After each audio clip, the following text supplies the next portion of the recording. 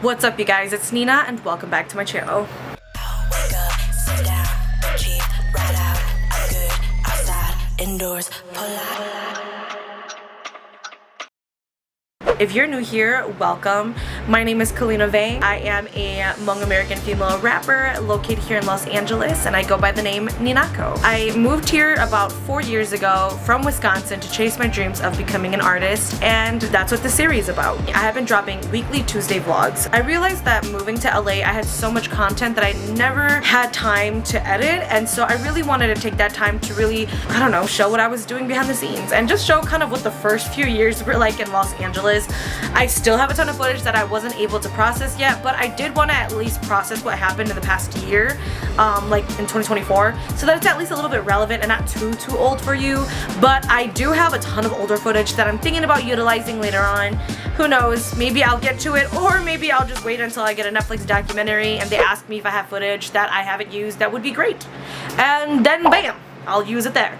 But point being, I have been on this artist journey for 4 years now, and if you're here to learn about the ins and outs of what it's really like being a Hmong American artist in the city of Los Angeles, then stay tuned. I've been dropping these weekly Tuesday vlogs because I've been wanting to just showcase a little bit more on the back end of what my lifestyle is like, because I feel like Instagram and social media, it's hard, right? Especially Instagram, because I feel like Instagram, you're supposed to really showcase the really pretty, beautiful, and really exciting and successful things you're doing in life. And not to say that you can't post bad or sad things, but I do think it's a really good place to portfolio all of the good work you've put, and so I don't want to stump that.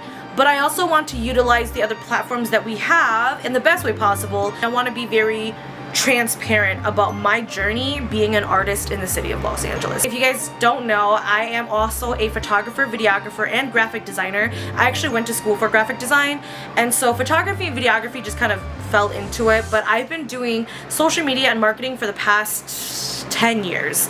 So professionally, that's what I do, which makes a lot of sense because I use a lot of what I know into my artistry, and so that's kind of what really helps me. And I do know that in this industry, especially in this community, the Hmong community, right, we don't come from a lot of money, and I think that everybody's doing it in their own way, and sometimes they'll talk about it and sometimes they won't. And so I think I wanted to be able to express and share my journey with you guys in the most transparent way as possible, because this shit is not easy, but it's also not that hard. I think it's just really on you, on how bad you want it and how hard you're gonna work for it. This week I have a lot of things that I have to do. I'm currently preparing for the end of the year projects that I have going on. I have 2 collaborations that I'm working on, as well as my newest EP. I am dropping another EP, and so I'm super excited. I've been producing a lot of my own tracks. So a little background knowledge: to be an artist, you need to sing on a song or rap on a song, right? Songs are not free. You have to pay for them. The main 3 things that you're gonna need, I'm like far as fuck. Can you even see me when I'm back there? Okay, I'm sorry if I was like back there and it was blurry as fuck.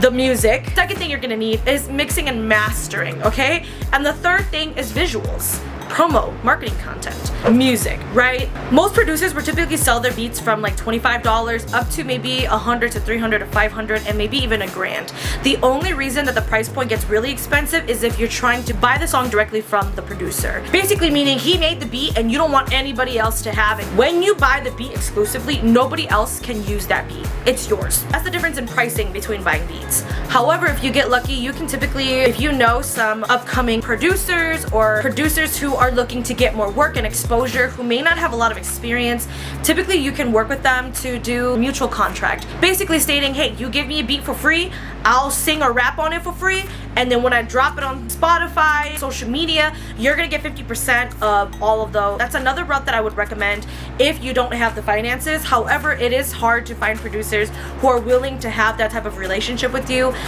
So make sure that you do your homework, do your research, look for people, and network. The second thing, this is probably by far like my biggest pain point, is mixing and mastering. Mixing is literally the part where you're recording the vocals and you're adding the special effects to it.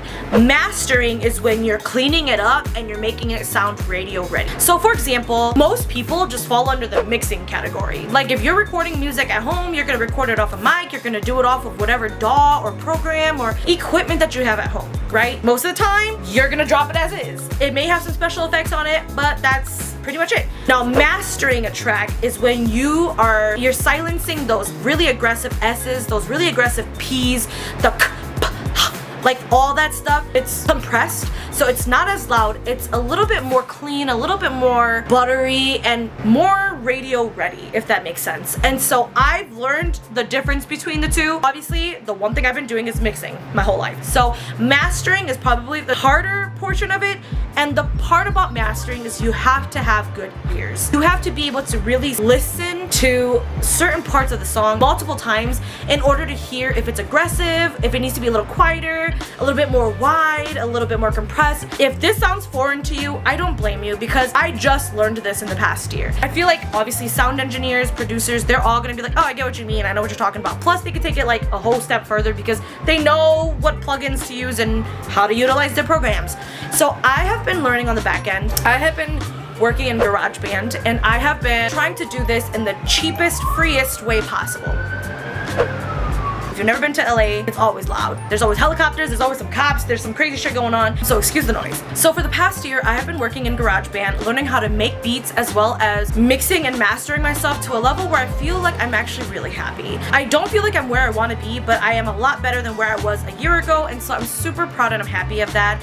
If you guys want to hear the difference in my sound, of my mixing, drop a comment below. So the third thing, visuals, promo content. This can be anything and everything from music videos to music reels, photography, anything and everything that you would need to present yourself when you're dropping your song or your project, right? We're in the digital age where everybody has iPhones, and I feel like a lot of devices are pretty good in quality, and that you can get really creative with how you utilize them. So you don't need like the best of the best. So as an artist, I feel like those three things are the three major things that you really need and to have knowledge on to thrive as an artist, bare minimum. So I'm super excited. For the next few weeks, I'm going to be working on my 2 collabs as well as my newest EP, and I'm so excited to share that with you guys. If you guys haven't already, make sure you guys check out the Hill Tribe music video. This was the coolest collab I had this year. It's one of the most powerful, impactful projects that I was able to take part of, and I love it so much. So do your girl a favor, show it some love, go check out the music video, and I'll see you guys in the next vlog.